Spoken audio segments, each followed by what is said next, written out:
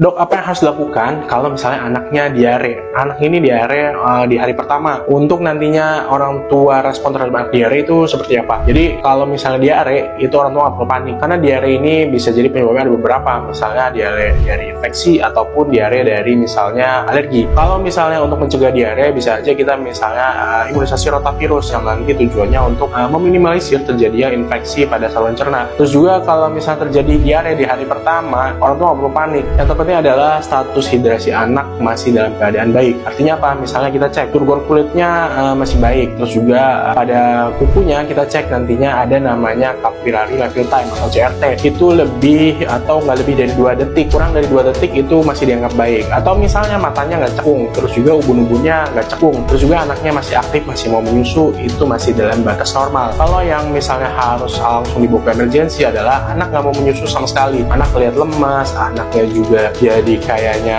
ngantuk-ngantukan matanya atau ubun-ubunnya cekung dan sebagainya. Kalau ada terjadi hal tersebut, cepat bawa ke IGD untuk nantinya dilakukan terapi. Dinara